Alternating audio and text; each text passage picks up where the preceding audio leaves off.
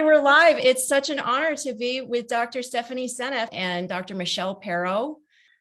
Michelle, do you want to kick us off with giving us a background on Regeneration International, Health International? Sure, absolutely. Regeneration Health International, thank you. We are a collaborative group of scientists, farmers, doctors, artists, activists, political folks who have joined together to bring the fabulous agenda, old agenda, food is medicine.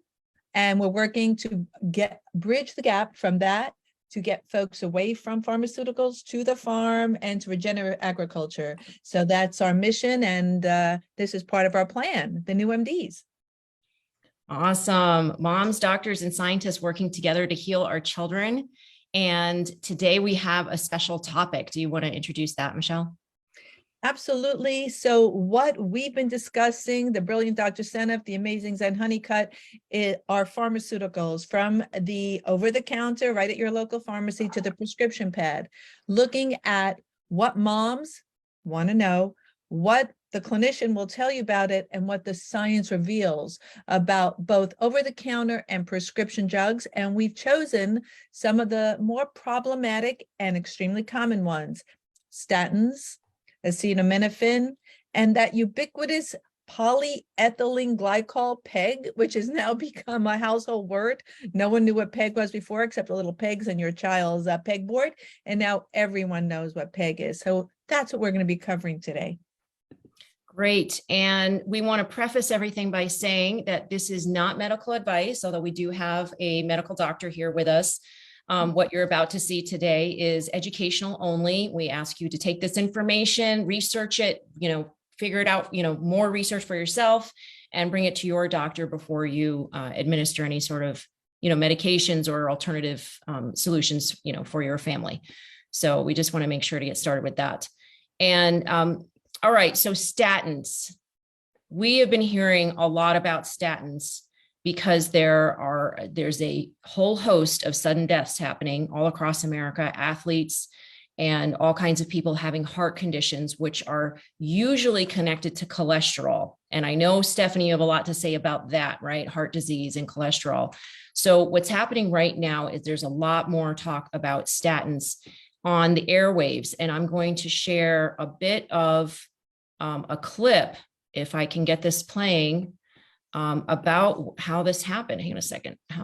What's happening with statins. This was on BBC, on Twitter, and I won't play the whole thing, but Dr. Aseem Malhotra. I'm joined now by Dr. Aseem Malhotra. He is a consultant cardiologist and specialises in statins. Thank you for joining us this morning, Doctor. Good morning. Good morning. In terms of what NICE are saying, your thoughts on that? Yeah, so I have a great respect for NICE, but I think in this regard with statins, I think this guidance is misguided. And the reason I say that, LaGuessa, is something I've managed thousands of people with heart disease in my career, prescribed statins, particularly to high-risk people. And I just want to, emphasize that people who have had a heart attack or high risk, that's where we see the greatest benefits of statins. But in this guidance, this basically applies to people who have a less than 10% risk. And if you have a less than 20% risk of having a heart attack or stroke in the next 10 years, the one thing that we always tell patients when I prescribe statins or discuss it with them is that there is, first of all, no what we call mortality benefit. They're not going to live any longer over a 5-year period. And that the absolute benefits for them is about 1%, 1 in 100 in preventing a non-fatal heart attack or stroke. So that informed decision-making needs to be part of the process in discussion with patients and then help the patient make a decision themselves. In my own experience, LaGuessa, when most patients are told this information, they actually say, "Doc, to be honest, I don't really fancy those odds. Is there anything else I can do?" And of course, the big issue really that's ongoing, which has been going on for years in this country, is that we've not been addressing unhealthy lifestyles, or certainly being effective in curbing unhealthy lifestyles. We have this big problem with the obesity epidemic. And when you look at heart disease, my own research has found this, is that the best way to prevent heart disease and even manage people with heart disease, whether or not they choose to take a statin, is actually through lifestyle changes. So what does that mean in simple terms? It means cutting out ultra-processed foods, which is now half of the British diet. So foods that come in a packet that are full of unhealthy oils, carbohydrates, sugar, for example. Eating real food, basically. Moderate exercise, at least 30 minutes brisk walk a day. And also the other big sort of elephant in the room is stress reduction. So he goes on to talk about statins and how if they're being unnecessarily prescribed. Dr. Perro, would you agree? Could you give us your background and opinion about statins? I know personally that when my mom was put on statins for high cholesterol, all of a sudden they were switching over to margarine and not eating eggs and all of that. This was probably in the early 90s. Somehow after that, all of a sudden she was so healthy beforehand. And all of a sudden she ends up with diabetes and high blood pressure and arthritis and, all kinds of health issues. And I have a suspicion that some of these health issues might be connected to statins. Can you give us a little bit more background on this and why these things might be connected? Yeah, absolutely. I'll talk a little bit about the clinical, and then I'm going to turn over the mic to Stephanie to go into the science, because I know how well versed you are on this topic, but let's look at this clinically, because if now the cholesterol levels of what people being diagnosed what is high cholesterol keep dropping, and statins are getting prescribed, like candy. And some physicians feel that everyone should just be on a statin as a preventative. And we know that statins are not benign. And we also know that because when these mostly physicians write prescriptions for statins, they don't address the side effects. And what statins do, one of the biggest things, and I'll go from the clinical perspective, is they reduce CoQ10, which is ubiquinone. And we're going to get into why that's so important. But I want to talk from a clinical perspective. So if clinicians are not prescribing ubiquinone, and I prefer ubiquinol, and we'll talk about that later if you like, then we are doing great harm because of issues with fatigue. Patients report fatigue, they report muscle pain, there is liver toxicity, and brain issues. I want to briefly touch upon one thing about statins in kids, because they're mostly prescribed for adults, but now kids are experiencing high levels of high cholesterol. And we're going to go into this in our episode 5, Stephanie and Zen, when we talk about obesity. Yes. Hey, folks, coming attractions. But let's look at this. So the American Academy of Pediatrics in 2008 said, hey, kids over 2 years old should be screened for cholesterol. Are pediatricians doing that? I don't think so. Over 8 years old, if kids have a cholesterol that's higher than 190, they're recommending statin drugs for kids over 8 years old. Isn't that a little young? Well, without addressing the root cause of why their cholesterol is elevated, this is a sham practice of medicine. The 3 main causes of high cholesterol in children are obesity, genetics, and diet, with obviously all 3 being linked, because we can't single them out. The leading cause of diet is not because they're eating a lot of, Honey Nut Cheerios or Fruit Loops. It's because they're filled with obesogens. These diseases are metabolic diseases caused by chemical inputs from endocrine disruptors, and we can talk about that later. What are obesogens? What do you mean by that? Obesogens are chemicals that interrupt your hormone pathways that make people fat. And they disrupt the normal hormones that are involved with depositing fat in your fat cells. The most common substances that are obesogens or endocrine disruptors, also known as hormone disruptors, are plastics and pesticides. And Stephanie and I could probably do a dance about glyphosate and Roundup. Oh my God. I knew it. Pesticides would come into the play here sooner or later. Stephanie, what do you have to say about that? You never get too far away from glyphosate, I have to say, and that's certainly been my area of expertise. And I definitely think, obesity rates are going up dramatically over time, over the last 2 years, 10 years, 20 years, exactly in step with the rise in glyphosate usage on core crops. I think it's a major one. And it's been, and of course, then you did a lovely presentation about all glyphosate's endocrine disrupting properties. And there's a huge number of papers coming out, especially recently, that are showing that glyphosate is an endocrine disruptor. In my book, Toxic Legacy, which is right here, I have a chapter on the gut. I have a chapter explaining how glyphosate disrupts an enzyme called phosphoenolpyruvate carboxykinase. And this, there you go. And that enzyme actually is needed for the liver to produce sugar when blood sugar gets too low. And so diabetes is another one that's going up exactly in step with the rise in glyphosate. And diabetes is a consequence of high blood sugar. And I think what's happening is the body becomes aware that if the sugar gets low, the liver can't respond because it can't produce sugar from glycogen because of the blockage of this enzyme PEPCK. I'm suspecting. Certainly diabetes is a strong link to glyphosate, and also of course kidney disease. But the thing is, the statin drugs, people are high cholesterol even. I have a chart that shows hospital discharge data, and it's in a paper that I've written. It shows that the level of the number of reports of high cholesterol in the discharge data went up over time exactly in step with the rise in glyphosate usage. It's amazing how many of these things correlate.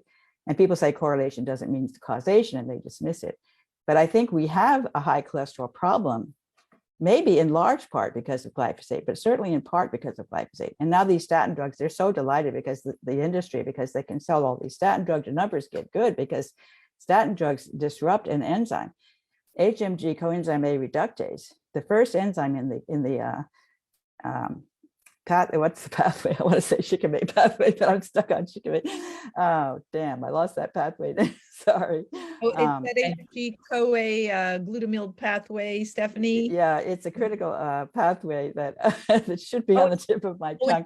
But that pathway produces that pathway, yes. It produces cholesterol, but it also produces a lot of other things too, like geranyl pyrophosphate. There's a whole bunch of other things that come out of that pathway. And of course, cholesterol is a precursor to vitamin D. Our body makes cholesterol. We need cholesterol. Cholesterol is not 100% bad. Can we clarify that? Absolutely. Cholesterol is actually not bad at all. Cholesterol is good. It's essential for life. It really defines mammals the same way as chlorophyll defines plants.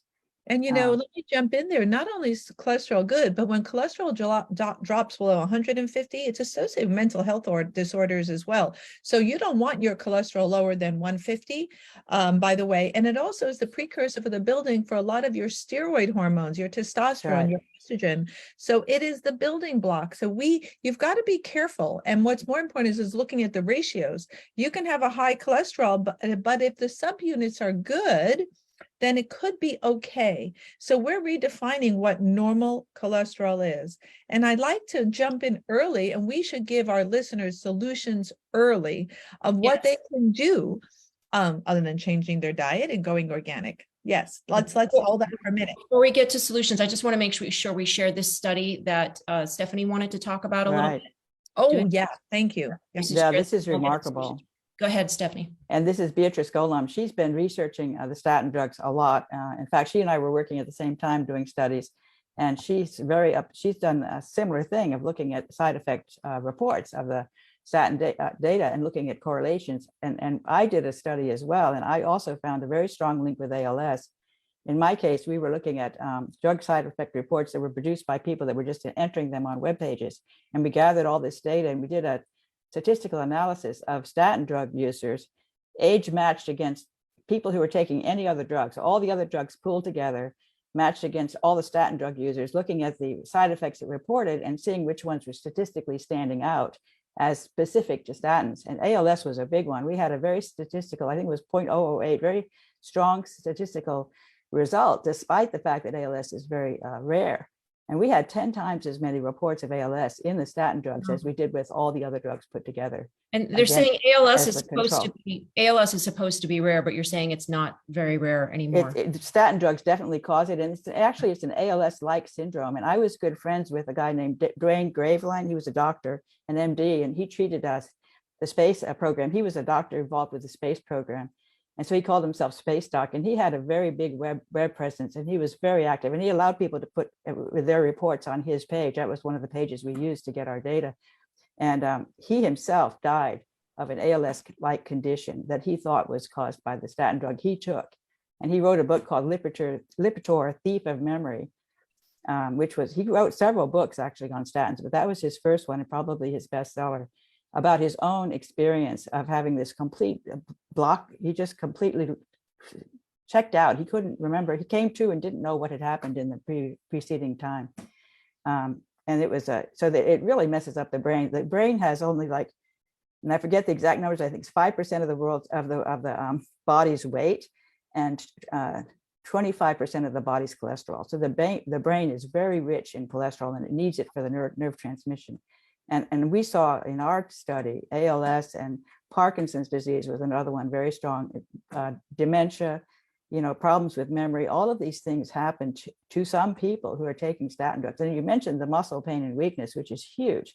I think many, many people don't realize it's the statin that's causing their problems. They start taking a statin drug, then they get cataracts, or they get hearing loss, or they get hair loss. They have problems with libido, especially the male. The testosterone comes from cholesterol, and all these problems they got the aches and pains, and their muscles are weak. They can't open the jars anymore, and they think, oh, I'm just getting old. They don't realize the statin is causing all of this, and they are statistically there. Those side effects have all been identified as linked to statin drugs. Wow. And Michelle, earlier you were mentioning that there was problems with the levels of cholesterol. This was one of the links that you gave us from the NIH. Were you saying that they're lowering the levels or raising the levels so that then statins would have to be prescribed, because if you had too high of a levels, they're managing it like that? Is that what you were saying earlier? Yes. Thank you for clarifying that. Great slide. They are lowering the levels. So then we are now saying that we should be looking at statins for children. And this is so misguided to prescribe these drugs, which are these depleting, neurologically deforming, liver toxic drugs. Now, I do want to say one small thing is there is something called familial hypercholesterolemia, FH. It affects about 1 in 250 people, not super rare. And it's a genetic disorder associated with 4 different genes, I believe, where people have super high levels of cholesterol in the 300s and 400s. And those people, there may be a benefit of using statin drugs. However, there are things I would try before statin drugs, 1. And number 2, if you ever prescribe a statin drug for any of our listeners, they should be on ubiquinol, not ubiquinone, but ubiquinol. Ubiquinone, also known as CoQ10, is the reduced form. And it quickly can go to ubiquinone, ubiquinol from ubiquinone. Ubiquinol is the kind you want. I mean, is the reduced form. Pardon me. Let me get this right. That's the reduced form. That's the one you want, not the oxidized form. Some folks cannot make that transition, so they should be taking the ubiquinol, and they need about at least 100 milligrams a day of ubiquinol if they are on a statin. But we're not recommending any medical advice here, but there is no patient who should be on these drugs without this extra support. But there are things that folks can do to lower cholesterol, improve their health. And we just shouldn't be focused on a number. We should be focused on biologic systems and overall global metabolic health. And I want to add something about that ubiquinol story, because succinate dehydrogenase is an enzyme that has been shown to be suppressed by glyphosate in multiple studies. And that is the enzyme that converts the one to the other. So many people have a problem. That's a critical enzyme in the mitochondria, and many people have a problem with that enzyme. And I suspect, again, glyphosate is playing a role. Okay, glyphosate. Can you just explain briefly how glyphosate would play a role in the production of cholesterol? And then we need to move on to our next topic. Yeah, well, that gets into the cytochrome P450 enzymes and also the sulfation pathways. And I think the sulfation pathways are particularly critical. And cholesterol is normally sulfated in the liver.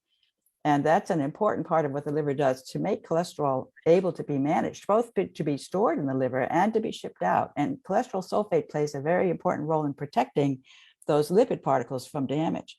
So those LDL particles that get too high, if they don't have enough sulfate in their membrane attached to the cholesterol, then they can be attacked by sugar, they can be attacked by oxygen, they can be disrupted. Then when they become oxidized, that's when they start piling up inside those arteries.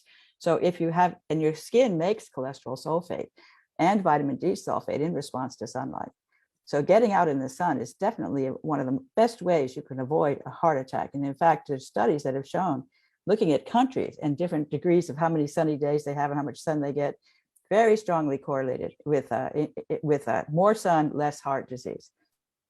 That's really amazing, actually, I feel. So people don't realize that sunlight is a very useful therapy for to protect you from heart disease. And so, yeah, and thank you for that. Let's give folks a couple of things to try at home, because they're saying, oh my God, doom and gloom, cholesterol, everybody knows about it. Well, for one, stay away from trans fats. That means processed foods, folks. You want unsaturated fats. And I think I read something, the CDC researching for today's talk, that it said peanut oil and canola oil. Oh, I don't think so. No peanut, no canola. Let's try olive oil. Let's try coconut oil. Let's stay away from canola altogether. Nothing good I can say about canola oil. And so that's one thing, off those processed foods. And we may have lost Zen for a second, but we'll get her back. And of course, organic, avoiding glyphosate. Thank you very much again. And then what we have are increase your vitamin B3. That's niacin. Now it is in things like, meat and eggs, niacin, but some folks may need extra vitamin B3. Also curcumin, green tea extract, pomegranates, red yeast rice. And there are other things that will help bring down cholesterol while we shift our diets. But diet is key for those folks who don't have the familial hypercholesterolemia, the genetic one, and most of us don't. We just have it from lifestyle. And then I want to say with the niacin, by the way, the niacin comes out of the succinate pathway, which glyphosate disrupts. Just to point that out. Another one of those, all those things that we see we need, the glutathione is another one, right? It's depleted by glyphosate. All these things we are aware that we need. Many of them tie back to glyphosate. So eating organic is so important. So important. And these are things that all are really very yummy too. Curcumin and green tea and pomegranates. I mean, red yeast rice, and we could all use more glutathione. We're going to be talking about that next. And I think we should segue into Tylenol and acetaminophen, acetaminophen, otherwise known as Tylenol. Acetaminophen is in a lot of different products. So as a mom, I have to say that Tylenol was pretty much the number one thing on the shelf. As soon as our baby started teething, everybody was like, give him Tylenol. As soon as he had a fever, give him Tylenol. As soon as when we were going to get a vaccine, people said, before you go, give him Tylenol. And now I know as much as I know, I'm sure there's a lot more to know, but that was pretty much a disaster. It was just a disaster waiting to happen to administer Tylenol that often to my kids. And I'm very upset about it. And I really want to get to the bottom of this. Why is acetaminophen not a good idea to be administering as much as parents are advised to administer it? Dr. Perro. Well, thank you, Zen. And boy, the people who make acetaminophen products, they're not so happy right now because the lawsuits are rolling out. Yes. As reported in Children's Health Defense, and maybe Alexis can weigh in there in a second, but not to talk about lawsuits, because we now know that acetaminophen that's given in pregnancy shows links with autism and ADHD. And there are so many lawsuits now about that. But what is it? It's so we pick on Tylenol, acetaminophen. It's over 600 over-the-counter products. So it's the number one prescribed medication, over-the-counter medication. And the big issue with acetaminophen, among many things, and in these preparations, is the reduction of glutathione, the body's major antioxidant. And I'm going to save the pathway stuff for the wonderful Dr. Seneff. So let's hold that for a minute. But additionally, if that's not bad enough, reducing your major antioxidant, it's got so much caca, and caca is a pediatric word, in there. Mm-hmm. Nasty stuff. Like what? Like dyes. What? Like dyes. Oh, red food dyes. The red dye, the grape dye, the purple dye, the blue dye. Dr. Feingold in 1965, and I had to go on the Wayback Machine on the internet to find his stuff because somehow it's gone, showed that these dyes cause neurologic harm in children. And that's not the only thing in there. There's sucralose, which also reduces glutathione in there and affects the microbiome. Xanthan gum, which affects the microbiome and also causes issues in kids. It's like a who's who of bad stuff, not to mention sodium benzoate, petroleum product. And if you take that sodium benzoate with vitamin C, it makes benzene. which is which is a carcinogen. So what are we giving your little 2-month-old before their vaccine that mom took to pregnancy? And babies do not have a lot of glutathione. And we can get into further than that, but I'll turn the mic over to Stephanie. And those are my concerns as a pediatrician. Drop this over-the-counter Tylenol. Before we go to Stephanie, though, I just want to clarify my understanding of glutathione is it's stuff that covers the cell wall to sort of protect it. Is that correct? What it is, it's a very beautiful little molecule, simple 3 amino acids. Amino acids are the building blocks of proteins. There is glycine, which we can make. Well, anyway, we could probably make it. Glutamine and cysteine. And cysteine is the one that's the rate limiting one. And that may be in something called, people might have heard of NAC, N-acetyl-cysteine, which we're telling everybody take, super helpful. And that's the one that helps you make this glutathione. And this glutathione is the antioxidant, which scavenges up these free radicals, and it affects different cells that sit on top of your genes, called your epigenes. So these little molecules are super important. The other thing that has been, that has been shown to reduce glutathione other than acetaminophen are GMOs and glyphosate. So can you imagine the mom who got the acetaminophen during pregnancy, is eating a non-organic diet, breastfeeding, giving the baby an extra dose of Tylenol before that, whatever, for that ear infection, teething, you name it. And this is an antioxidant disaster waiting to happen. Yeah, and I bet we've got moms out there watching. We've also got dads. We've got Wendy and China and Bed and David. Hello, Mark and Lindsay and Dawn, Lacey and Christy, all kinds of people. And I bet if we could see you, if you were on the Zoom with us, and we could ask you to raise your hand, if you did that as a mom, if you gave your or a dad, you gave your kid Tylenol and you were eating GMOs and glyphosate like the rest of, like most of us, I bet you're probably pretty mad right now and concerned. So Stephanie, can you explain to us what exactly is going on here with the pathways from the science perspective? Yeah, in fact, Tylenol, I think, is one of the most biggest liver killers among all the drugs that people take, because people take so much, it's over the counter, they think it's safe, and they overdo it. And of course, people take it a lot for pain, and we have a lot of pain these days, certainly because of all of our exposures to toxic chemicals that are causing us to have, and of course, statin drugs, for example, introduce a lot of pain. So you have to take Tylenol to fight that. So you're really just in a bad whirlwind disaster going on with all these drugs. Tylenol actually intersects very well with glyphosate because, as you probably know, glyphosate depletes the glutathione in the liver, and it also causes the glutathione that's there to be oxidized, more oxidized than reduced. So this is the same thing with the ubiquinol. It's the same thing. Both of them are in the mitochondria, and you'd ask it, what does glutathione do? It actually hangs out in the mitochondria, and it gets so the mitochondria are making all this ATP, and they're generating a lot of oxygen that's just getting loose.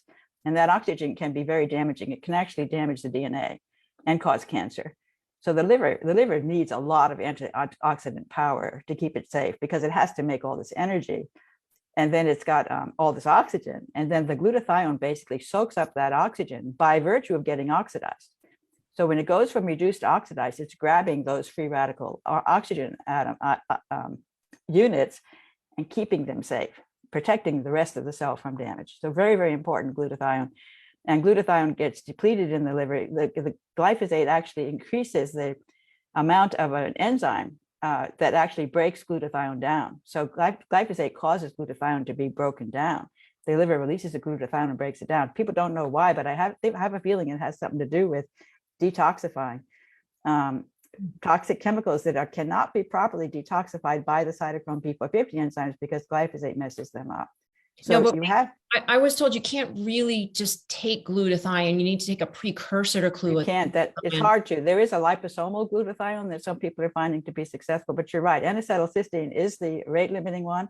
There's a problem there with glyphosate as well, because glyphosate disrupts the enzymes by the gut microbes that convert inorganic sulfur into organic sulfur. And what they make is methionine out of things like sulfate. They make methionine. And those enzymes get disrupted by glyphosate, and so you have a methionine deficiency. The organic sulfur-containing amino acids are very, very important, and that's taurine, methionine, cysteine, homocysteine. Those are the four. And we're probably deficient in all of them. First of all, we have less sulfur in our diet because there's a lot of ways in which sulfur is getting depleted. Glyphosate traps the sulfur in the soil so it doesn't get taken up by the plants. So our plants are deficient in sulfur. And then we're deficient in sulfur. And then we have defective enzymes, both to, as I mentioned before, to make the sulfate, to attach the sulfate to these important molecules. That's another very critical part. I mentioned cholesterol sulfate earlier. Tylenol, one of the main ways that it gets detoxed is to stick a sulfate onto it. Many of these fat-soluble molecules, there's a lot of fat-soluble molecules that are even produced by the gut microbes, like p-cresol. These are all these benzene. You mentioned benzene. They're benzene rings, and so those things are really toxic if you can't solubilize them. And so the liver normally sticks a sulfate onto, or a glutathione molecule, actually. You can stick a glutathione onto the Tylenol molecule to make it more water soluble. And then you can just release it in the blood and it can go out through the kidneys. This is a very important way by which many of these toxic fat soluble molecules, including a lot of the insecticides, many of the toxins that we're exposed to are fat soluble. And the liver knows how to make them water soluble by sticking these other things onto them, like glutathione, like sulfate. And glyphosate The liver sounds amazing. That sounds amazing. The liver is so crucial. It has this job of grabbing everything bad out of the blood before it gets into the general circulation. Let me talk to you as a clinician, because this is great info. And people say, well, can I take the glutathione? Let me talk about that a second on how you take glutathione, because it tastes terrible and kids won't like it. It's really sulfur tasting. They make it liposomally. When they put stuff in liposomes, they get into your cells better, which might be a bit better.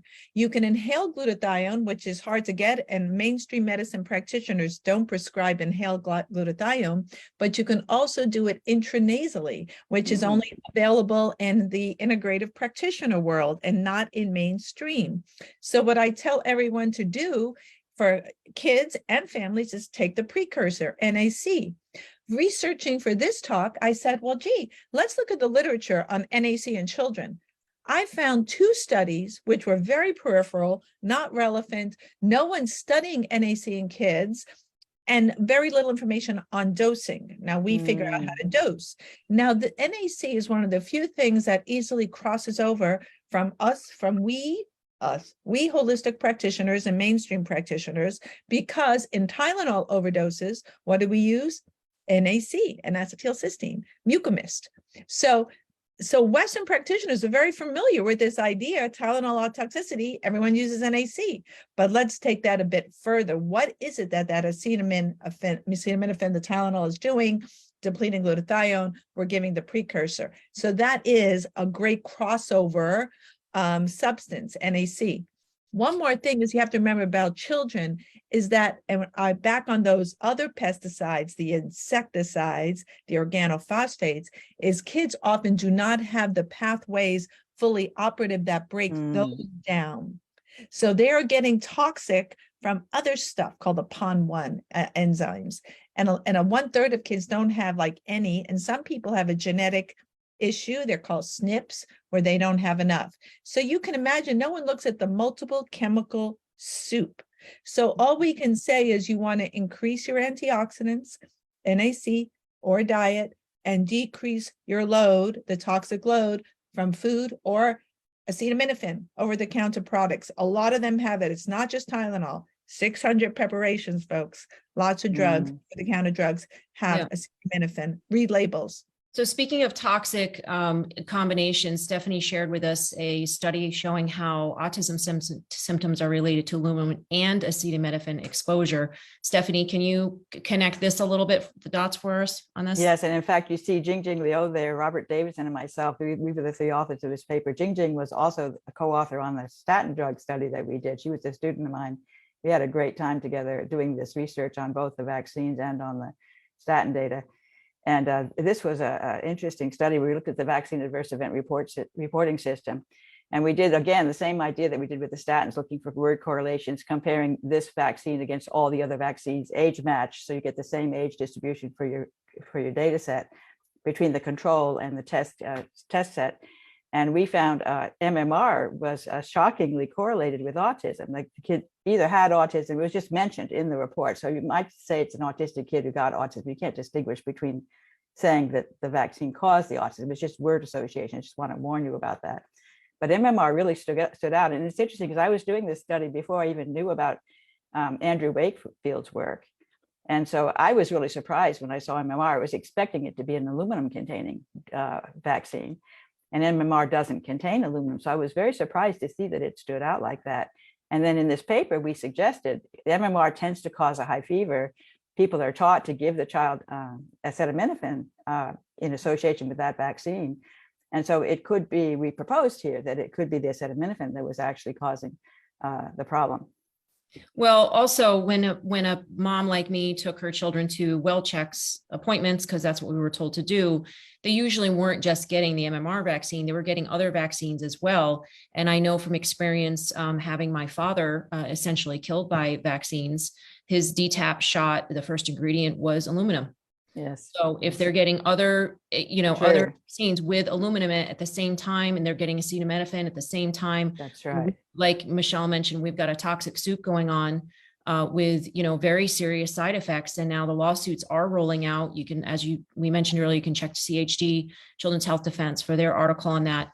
I want to say something more about that article that you just showed, because we talked in that paper about the sulfation problem that we saw with autistic kids.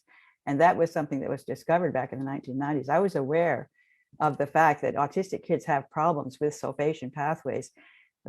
Before I ever heard of glyphosate, I was aware of that. In that paper, I wrote that before I knew about glyphosate. So it's quite interesting that I was already recognizing the problem that these kids have. And it could be a genetic issue that they have a defective sulfation pathway, which causes the Tylenol to be much more toxic. And we wrote about that in that paper. Well, we do know that. And we know children with autistic spectrum disorder, which is now 1 in 30 folks, I would take this very seriously, also have a high rate of issues with methylation. And methylation, another detoxification pathway in phase 2 of the liver detoxification. And about 90% of kids on the spectrum are at least heterozygous, which means they have one of the problems with their methylation, and many kids are homozygous, which means they are missing both genes for methylation. So these kids are already at risk for being able to clear toxins and toxicants. Toxins are organic, toxicants are inorganic. Toxins are biologic, toxicants are chemical. Just so we get the language right. And sorry if we're over reviewing it for our listeners, but our listeners are going to become so well schooled in this toxic language. So, okay, I think bring it on, Dr. Perro. We want the specific. Yeah. So I do want to cover, just for the people out there who are saying, what can we use instead? Right. And for now, I want to show just an image of one of the things that I used as a mom. Once by my third baby, I figured out the Tylenol thing somewhat. Just didn't want to use as many chemical toxicants and put as many toxicants into my kids' bodies. So I use this little mesh bag and would put a little chunk of frozen mango in it, or, organic frozen mango or organic frozen strawberries. And so when your baby is teething, they sort of just they can hold on to this little mesh bag and they can chew on the frozen mango or banana or, whatever it is that you put in there. And that really does soothe their gums, and the teething, really does prevent a lot of pain there. But can you, Dr. Perro, recommend any other types of, and this is just for your research, but any other type of pain relief that parents can use during times like teething or fevers? Of course. And I love the numbing with not putting Tylenol in those gums. Pediatricians do tell parents to do that, rub Tylenol in the gums for teething. Let's not do that. But this is my plug for homeopathy. And a lot of people saying, what is homeopathy? And that will be another new MDs at some point. But anyway, there's these over-the-counter remedies, been around for about 300 or 400 years. And there are some that are very good for teething. And there's one specific one, they're called teething tabs. And you can get them at a natural market. They're made little sugar pills. You crush them up, you put them inside the baby's cheek. They work super well. The other great remedy for teething is called chamomilla, made from chamomile tea. And you go to your natural food product market and you get these little sugar pills, you grind them up if the baby's too small to chew them, put them inside their cheek, and they work great. If you're really desperate and the baby's a bit older, I would rather go to ibuprofen, which is a prostaglandin inhibitor. They now sell ibuprofen that's dye-free. So if you I prefer ibuprofen over acetaminophen if you must. And so I would say what we're trying to do is teach parents about homeopathy before the FDA gets rid of it. And there are books, get a book. The one I recommend is called Homeopathy for Infants and Children, and you could get it used for like $3. So get a book and learn which remedies, and we're happy to share more about that with parents. Before we go on, Michelle, I wanted to ask you about glycine as a supplement. I don't know if you have an opinion about that, because that's another one of the components of glutathione. Some of the naturopaths that I hear from seem to think glycine is helpful as a supplement. It makes sense to me because it's countering the glyphosate problem with glycine. Now, before I ever even knew about glycine and glyphosate, I used to prescribe glycine, even before it was contaminated with glyphosate, for kids who had a lot of brain inflammation. And I found in my early days of kids who I saw were brain inflamed before even the big autism thing, this was the early 2000s, I was giving glycine.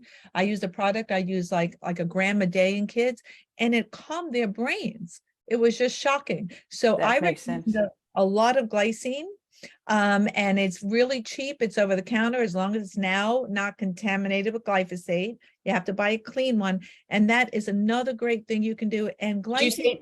Did you say clean would be the brand now? Oh, no, that it doesn't have glyphosate. Okay. Do you know which brands those are?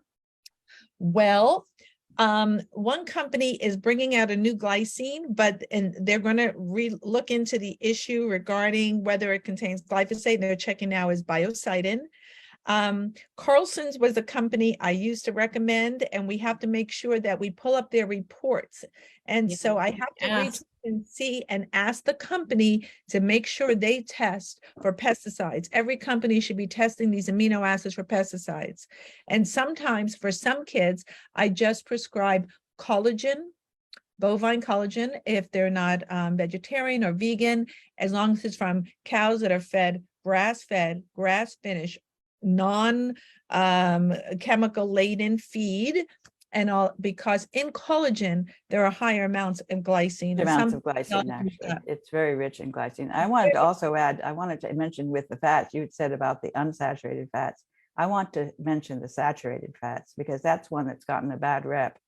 I think saturated fats are actually the healthiest fats, and particularly saturated animal fats from organically sourced butter, lard. Very, very healthy fats. And people always think of the vegetable fats, which come from the seed oils. Mercola has a lot to say about those. I mean, he really thinks they're key to our health problems, but I really believe in natural animal-based fats. I just wanted to say that, saturated in particular, because the saturated fats are actually unable to be oxidized. They're already fully oxidized, which makes them very safe. So by unsaturated fats can get oxidized and cause damage if you've got an oxidation problem, which you have if you don't have enough glutathione. So I think that's an important point. People don't realize that when they get diagnosed with heart disease, first thing they do is they start trying to avoid cholesterol containing foods, which gets rid of all the animal fats. And they start taking these ridiculous, toxic vegetable oils instead that are loaded with glyphosate. It just goes downhill. I mean, the recommendation is completely backwards. I think you need to eat a lot of cholesterol containing foods in order to protect yourself from heart disease, which seems so strange. But if it's certified organic, you're going to get really healthy food. Okay. I just want to give an example what that means, like ghee and beef tallow. No, butter. No, plain butter. Butter is great. Organic butter. I just put something on Twitter that butter that's not organic, loaded as compared from 10 years ago, super high pesticide levels now. You have to buy organic butter. It has to be organic. And I eat raw organic butter right from the farmer. But, we can get into that subject, but at least make it organic, because in butter, there's something called butyric acid. And that butyric acid is key, especially for kids with any neurologic issue. So butter is a great problems for kids. Now, if a kid is super dairy sensitive, I would go to ghee. But if they can tolerate dairy, and a lot of kids can't now, but there's so little dairy in butter that many kids can seem to tolerate it, even if they're dairy sensitive. Because it's the protein that they're sensitive to, and the butter is almost all fat. And the butyrate, I think we talked about this before. We got a bonus with talking about the health benefits of butter in this segment, talking about Tylenol. I forgot how we segued into this, but that's what you get with Stephanie and Dr. Perro, and I'm so happy. I just want to say on behalf of moms right now, if I had access to a conversation like this when I had my first baby, I would have been so grateful. So I just want to do a shout out right now to all the people who are watching. Please share this right now with any new moms or dads in your life. I mean, the information that these ladies are giving us is priceless, and it could really alter the lives of the parents. Because, I mean, imagine if a parent now is able to avoid these statins and these acetaminophen. We're going to talk about Miralax next. Imagine the pain and suffering that you would be preventing for them. I mean, years. This next, what we're going to segue now into polyethylene glycol, which is in Miralax, folks. It's one of the most commonly given drugs out there. It's this, what we're talking about, polyethylene glycol, is also known as PEG. And this is another great example of where parents brought to doctors the attention on a certain drug that was harming their children. And doctors didn't necessarily know that this was what was happening, right? The doctors were prescribing a medication. Michelle will talk to us about that. It's what some of her patients have experienced. And parents came to them and said, hey, we're having problems with this drug. And we think this is connected, and we need you to look into this. And if you can see on this Parents Against Miralax page, in tiny letters up here, it says 71,000 members. It used to say that right down here, right in the front of the Facebook page. And for some reason, Facebook doesn't want you to know now how many people are on these, these pages or these groups. And that's concerning to me. I'm impressed that this page is still up, but I want to just give a shout out to Ann Williams, who is the founder, and I count her a friend of mine, of this page. And what she shares willingly everywhere is that she had her son on Miralax for a couple of weeks, I believe it was, at a time, might have been even longer than that later on. And when he was, I think it started when he was about 7, on and off, because he had constipation and his doctor prescribed it for him. And then when he was about 14, he had a psychotropic episode from when he was on Miralax. And he got up, he and his dad were watching a TV show together. He got up, he got the family gun, he came back into the living room, and he shot his father. And he's now in prison. And so he had an episode from being on polyethylene glycol, consistently for an extended period of time. And so she has started this group to raise awareness about the homicidal and suicidal effects that can happen in some people from being on polyethylene glycol in Miralax for an extended period of time. And I am outraged as a mother that you can buy this medication over the counter and give it to your kids, and it's being prescribed to kids. And Michelle will tell us why this is not right. I mean, even according to its own label. Can you tell us, Michelle, what does it say about this drug? How should it be used? When should it be used? If it's used at all? What is going on with polyethylene glycol and Miralax?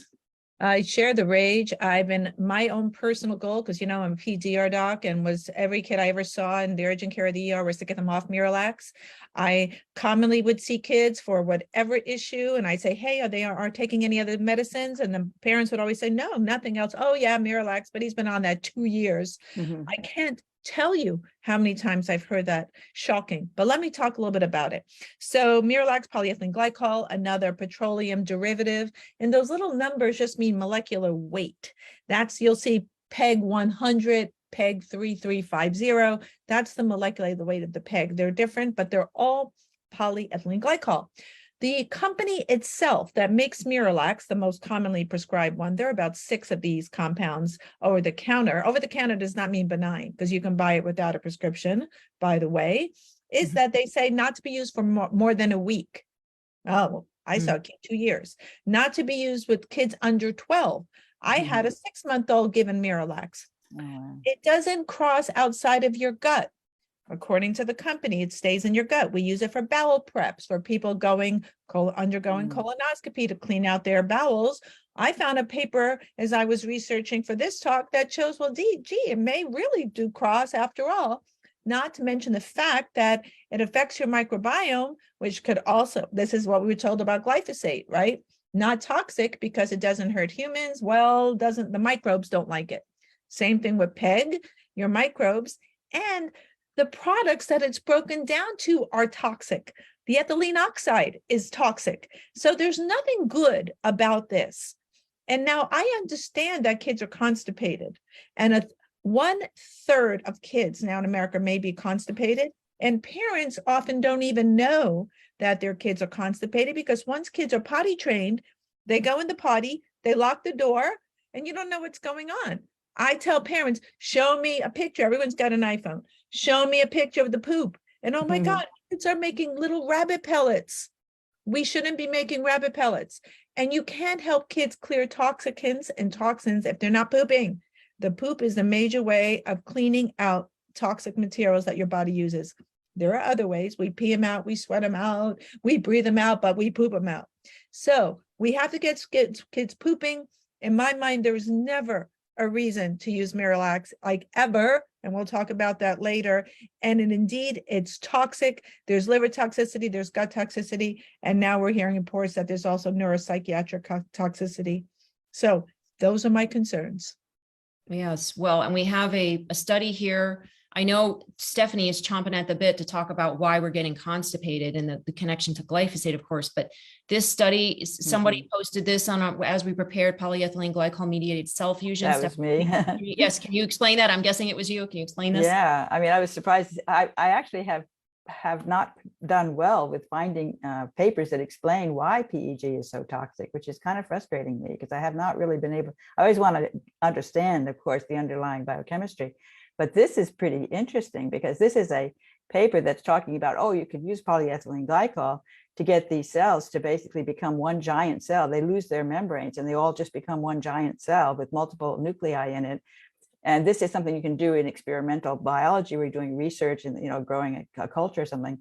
But what does it do to the gut? I mean, if it's doing this here, and if you're taking it in the gut, and if it's causing the cells in the gut to fuse and become one giant cell, that's not good for your gut lining. What would happen? What would happen? Would that like paralyze the gut lining, like the small intestines? Would that make them not function as well to be able to push the poop out?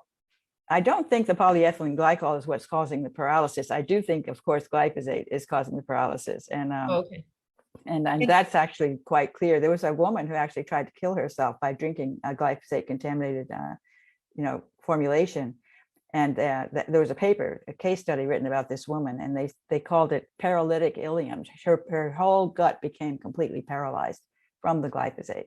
So glyphosate clearly causes paralysis, and it makes sense for at least two reasons. But one is serotonin, because serotonin is actually very important for peristalsis. That's what causes the gut to. It's a hormone that causes the gut to contract. It's produced in the gut. Large amounts of serotonin are produced in the gut, and then it's eventually shipped to the brain after being sulfated. So you've got all kinds of trouble with serotonin, both in the gut and in the brain from the glyphosate. And now you have to wonder whether the polyethylene glycol correlations are actually, correlation doesn't necessarily mean causation. Maybe the kids are taking it because they're being chronically poisoned with glyphosate.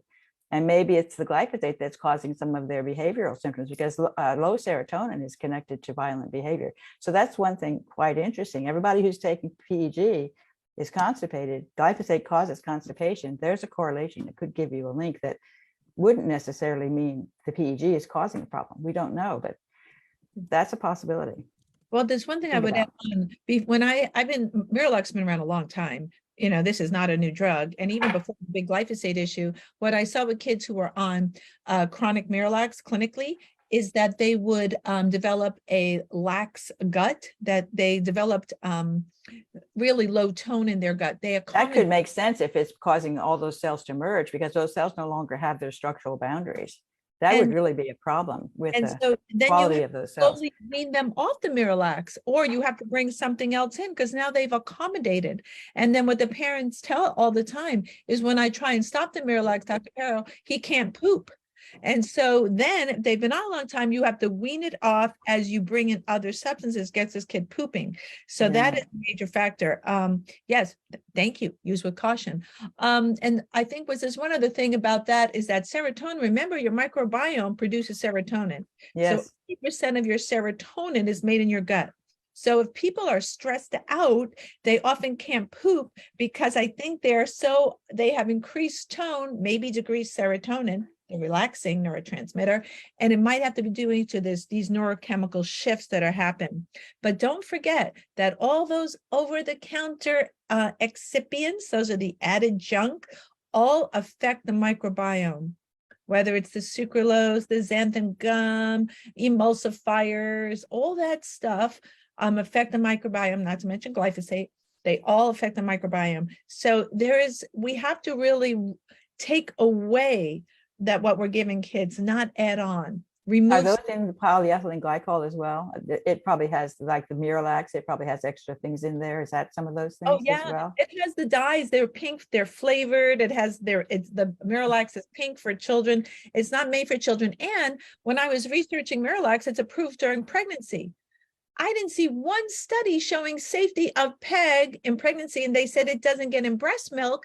I didn't see one study looking at PEG in breast milk. I said, how did they say that? I'm sure there must be data. I couldn't find any data. I searched. So Lindsay was just asking just before this. Lindsay said Miralax seems to be given to every new mother, right? Because just after she's given birth, does it pass through the breast milk to the baby? Oh, Do we boy. have evidence of that? They Good say question. no. They say no because But they said no about glyphosate too. and they said because it No. stays in your gut. I'm not sure that's accurate, number one, and whether it doesn't get in your breast milk, or it changes your microbiome so much so that the microbes change, and what they give out, those are called different proteins that they excrete, can change.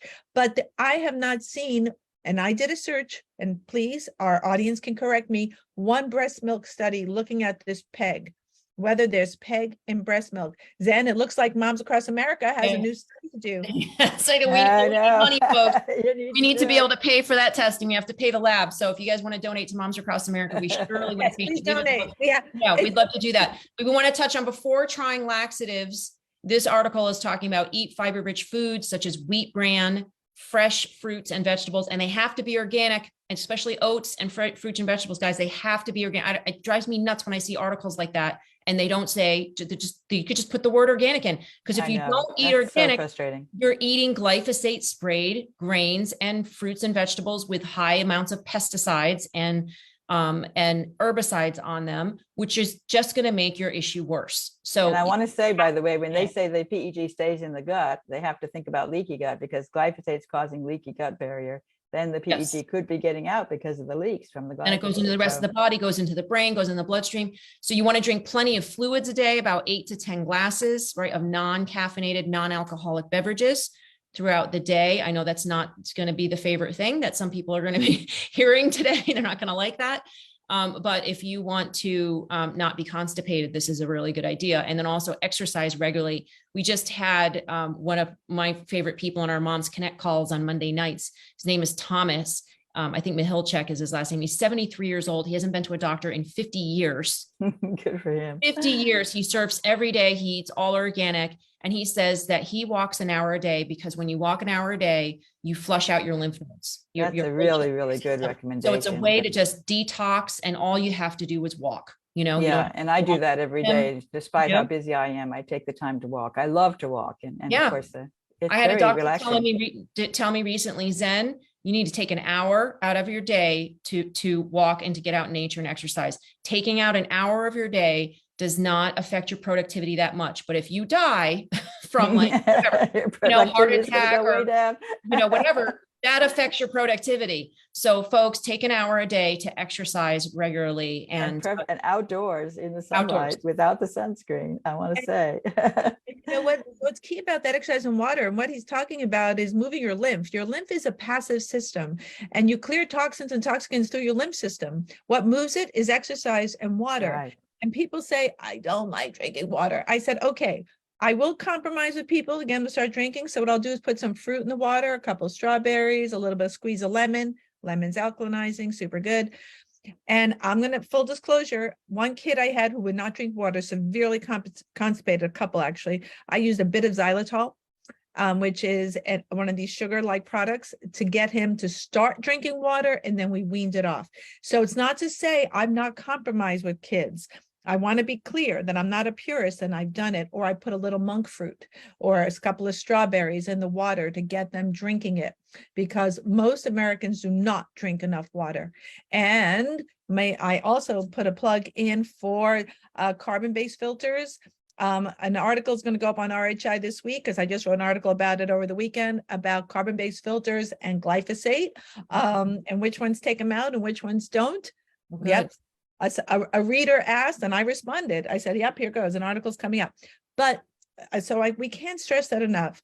And then we have to plant-based, plan-forward diets. I support, I'm a big fan of nourishing traditions and the Weston A. Price Foundation myself. Not all people are, diets are individual, but, you know, in lots of plants, lots of fiber. And my favorite tool, especially for children, is your friend, the smoothie. Mm-hmm. And add a lot of stuff in a smoothie because kids can't taste it. And your friends are coconut milk, medium chain triglycerides, they get into the brain, and pineapple. Yum, yum, yum. Bromelain and NAC breaks down spike protein, folks. Oh, bromelain. Yes. It breaks down a lot of other nasty, nasty fats and things toxins that we don't want in our body as well. Bromelain is really great. NAC, bromelain, and quercetin and vitamin C. Nice. That's a nice formula. Yeah. We need to wrap up briefly, but Alexis Baden-Mayer from Organic Consumers Association was able to join us towards the end. We had some technical problems in the beginning. And so Alexis, can you say where this video is going to be found and a little bit about this project? And then I believe Stephanie is going to talk, Michelle's going to talk about our next topic, which we already mentioned, but I just wanted to mention that. Hi, Alexis.